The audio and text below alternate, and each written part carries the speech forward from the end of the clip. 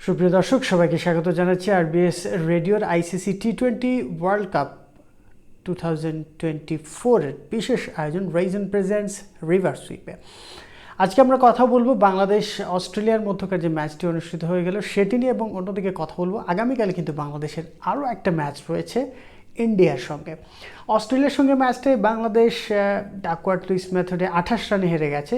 Australia 11.2 ওভারে 100 run করেছিল 2 উইকেটে। এর আগে বাংলাদেশ প্রথমে ব্যাট করে নির্ধারিত 20 ওভারে 140 রান করেছিল 8 উইকেটে।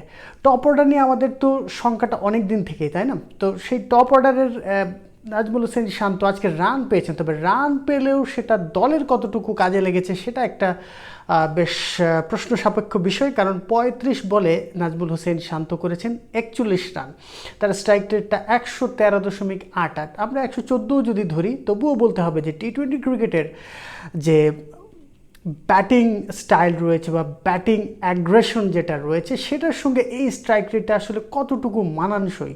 এবং এরপরও কিন্তু তিনি উইকেটে দীর্ঘ সময় থাকতে পারেননি। তিনি 41 রান করেছেন। যদি ইনিংসটাকে আরেকটু লম্বা করতে পারতেন, অ্যাক্সেলারেট করতে পারতেন, যেটাকে বলা চলে 10-12 বল খেলে যদি তিনি 20-25 রান এনে দিতে পারতেন দলকে, সেটা হয়তো বাংলাদেশকে 150, 160, এমনকি 170 রানে পৌঁছে দিতে পারতো, যেটা নাজমুল হোসেন শান্ত সংবাদ সম্মেলনে এসে বলেছেন। অন্যদিকে একই উইকেটে তাওহিদ হৃদয় তিনি মাত্র 28 বল খেলে 40 রান করেছেন। বাংলাদেশ তাদের ইনিংসে 51টা ডট বল দিয়েছে।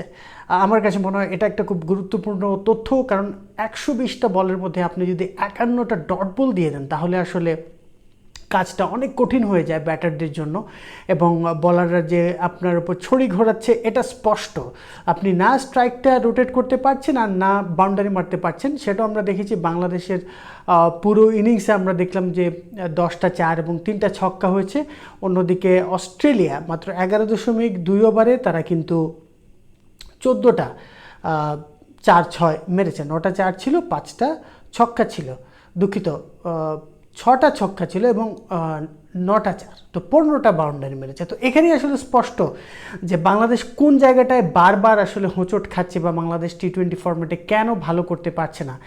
শান্ত আজকে বলেছেন যে তারা সব কিছুই আলোচনা করছেন, তারা সব কিছুই কথা বলছেন, কিন্তু কোন জায়গায় গিয়ে আসলে এটা মাঠে অনুবাদ করা যাচ্ছে না সেটা আসলে তারা খুঁজে পাচ্ছেন না। আসলে খুঁজে পাচ্ছেন না এটা উনি হয়তো বলতেই পারেন, তবে টিম ম্যানেজমেন্ট কোচ যারা আছেন তাদের কাজ কিন্তু হলো ঠিক কিভাবে এই বিষয়টাকে সুরাহা করা যায় এবং বাংলাদেশ মাঠে সেটা অনুবাদ করতে পারে সেটার একটা পথ খুঁজে বার করা। আমার কাছে মনে হয় এই মুহূর্তে বাংলাদেশের এটা খুব গুরুত্বপূর্ণ একটা চিন্তা যে বাংলাদেশের টপ অর্ডার ভালো রান করবে। আজকে কিন্তু প্যাট্রিক কামিন্স হ্যাট্রিক করেছেন। হ্যাট্রিক করার কারণে কিন্তু দ্রুত 3 উইকেট হারিয়ে ফেলেছে বাংলাদেশ। আরও একবার মাহমুদুল্লাহ রিয়াদ হ্যাট্রিকের শিকার হয়েছেন। এর আগে কিন্তু কাগিসর রাবাদারও একটা হ্যাট্রিকে মাহমুদুল্লাহ রিয়াদ ছিলেন উইকেট হিসেবে, তো আজকেও হলেন। আমার কাছে মনে হয় যে বাংলাদেশ মোমেন্টামটা ধরে রাখতে পারছে না, এবং টপ অর্ডার অবশ্যই আজকে লিটন দাস 25 বল খেলে তিনি 16 রান করেছেন। মানে ওয়ানডে ক্রিকেটেও আজকাল 25 বল খেলে কেউ যদি 16 রান করে সেটা কোনোভাবেই খুব গ্রহণযোগ্য হওয়ার মানে সুযোগই নাই। আর এই যে মাঠটায় খেলা হচ্ছে এই মাঠে কিন্তু সাউথ আফ্রিকা 194 করেছিল, তাদের জবাবে আমেরিকা 176 রান করেছিল। তো বুঝতেই পারছেন এই মাঠে প্রচুর রান রয়েছে, ব্যাটিং উইকেট। অস্ট্রেলিয়া যে পরবর্তীতে ব্যাটিং করলো সেখানেও কিন্তু আমরা এটা স্পষ্ট দেখতে পেয়েছি যে অস্ট্রেলিয়া দুর্দান্ত ব্যাটিং করেছে, তাদের সামনে বাংলাদেশি বোলাররা খুব একটা বলার মতো কিছু করতে পারেননি বা চ্যালেঞ্জ জানাতে পারেনি। তো বাংলাদেশি ব্যাটাররা কেন পারছেন না, এটা কিন্তু এখন বড় একটা দুশ্চিন্তার নাম। এই বিশ্বকাপে এখন পর্যন্ত সব থেকে বেশি রান করেছেন তাওহিদ হৃদয়, তার রান সংখ্যা 135। দ্বিতীয় স্থানে আছেন সাকিব আল হাসান, তিনি করেছেন 100 রান। তৃতীয় স্থানে আছেন মাহমুদুল্লাহ রিয়াদ, তিনি করেছেন 76 রান। এই পরিসংখ্যানগুলো কিন্তু অনেক কিছুই বলছে। 5টা-6টা ম্যাচ খেলার পর যদি একটা দলের সর্বোচ্চ স্কোরার রান সংখ্যা হয় 135 এবং তারপর যদি আর কেউই তার ধারে কাছে না থাকেন, মানে সাকিব আল হাসান 100 করেছেন আর কেউ 100 রানও করতে পারেননি, তৃতীয় সর্বোচ্চটা হচ্ছে 76, তো আসলে দলের ব্যাটিং অর্ডারটা করছেটা কি?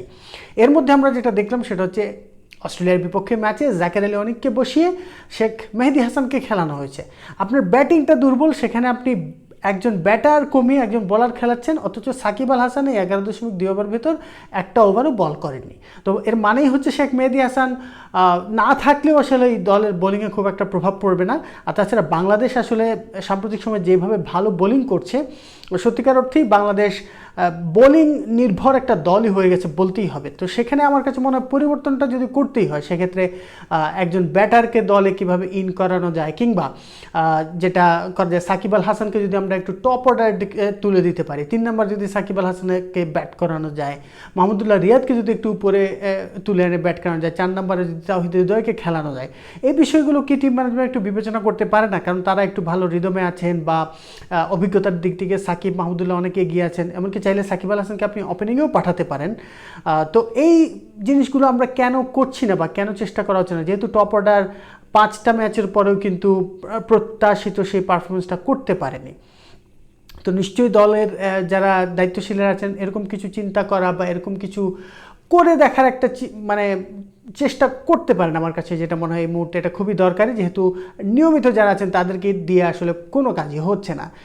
অন্যদিকে বোলিংয়ের ক্ষেত্রে আমরা বলতে পারি যে শরীফুল হাসানকে টিমে হয়তো আবার আনা যেতে পারে। ইন্ডিয়ার ব্যাটিং লাইন আপ সত্যিকার অর্থেই দুর্দান্ত। হ্যাঁ, আমরা জানি বিরাট কোহলি এবং রোহিত শর্মা কেউ আসলে খুব একটা ভালো ফর্মে নেই। হ্যাঁ, রোহিত শর্মা একটা 50 করেছেন বটে, তবে রোহিত শর্মা বা বিরাট কোহলি নিজেদের দিনে কি হয়ে উঠতে পারে এটা সারা বিশ্ব জানে। যদিও গত ম্যাচে আফগানিস্তানের বিপক্ষে তারা 47 রানের বিশাল একটা জয় পেয়েছে, সূর্য কুমার যাদব 50 করেছেন। তবে সব থেকে ভয়ানক যেটা হলো জসপ্রীত বুমরা। আপনি কল্পনা করতে পারেন টি-20 ক্রিকেটে একজন বোলারের ইকোনমি রেট হচ্ছে 3.47, 3.5 রানেরও কম ওভার পিছু। এই বোলিংটাই করছেন জসপ্রীত বুমরা। তো চ্যালেঞ্জ বাংলাদেশের সামনে অনেক বড়। বেশ করে হার্দিক পান্ডিয়াও ভালো বোলিং করছেন, মোহাম্মদ সিরাজ, আশদীপ সিং তিনিও কিন্তু দুর্দান্ত বোলিং করে চলেছেন। বোলিং ইউনিট হিসেবে আমি বলবো ইন্ডিয়া এই বিশ্বকাপের একটা সেরা ইউনিট। ইতিমধ্যে তারা পাকিস্তানের বিপক্ষে মাত্র 119 রান ডিফেন্ড করে সেটা প্রমাণ করে দিয়েছে, আর কিছু বলার নেই। অন্যদিকে তারা কিন্তু 4 জন অলরাউন্ডার নিয়ে খেলছে, আকসার প্যাটেল, তারপর রবীন্দ্র জাদেজা আছেন, সঙ্গে হার্দিক পান্ডিয়া, শিবম দুবে। তো ইন্ডিয়ার ব্যাটিং ডেপথ, বোলিং ডেপথ এবং ইন্ডিয়ার যে বৈচিত্র্য আছে টিমে সেটা নিয়ে আসলে বলার কিছু নেই। One of the strongest team in the tournament. So আমরা আসলে বাংলাদেশ এই ম্যাচে হারবে কি জিতবে এটা তো অবশ্যই একটা বিবেচনার বিষয়। এই দুটো ম্যাচই বাংলাদেশের আছে সামনে এবং দুটো ম্যাচ আসলে বাঁচা মরার লড়াই হয়ে গিয়েছে। তো বাংলাদেশের এই মুহূর্তে যেটা সব থেকে বেশি প্রয়োজন সেটা হচ্ছে অন্তত মাঠে গিয়ে নিজেদেরকে মেলে ধরা, নিজেদের সর্বস্ব উজাড় করে দিয়ে একটা ভালো পারফরমেন্স করা। বাংলাদেশের সকল মানুষ কিন্তু এটাই দেখতে চায়। ইন্ডিয়া বাংলাদেশ ম্যাচ নিয়ে তো একটা বাড়তি উত্তেজনা আছেই, সেটা আমরা সোশ্যাল মিডিয়া এবং মানুষের মধ্যে এমনিতেই দেখতে পাই। তো দেখা যাক বাংলাদেশ কালকের ম্যাচে কি করতে পারে। বাংলাদেশের জন্য অবশ্যই শুভকামনা রইল, আর আরবিএস রেডিওর পক্ষ থেকে তো শুভকামনা রইলই। আরবিএস রেডিওর সঙ্গেই থাকুন, আরবিএস রেডিওর এই ইউটিউব চ্যানেলটি সাবস্ক্রাইব করুন, আর আপনার বন্ধুবান্ধবদেরও অবশ্যই এই চ্যানেলটি সাবস্ক্রাইব করবার কথা জানাবেন। আরবিএস রেডিওর সঙ্গেই থাকুন। RBS radio, be good, keep it better.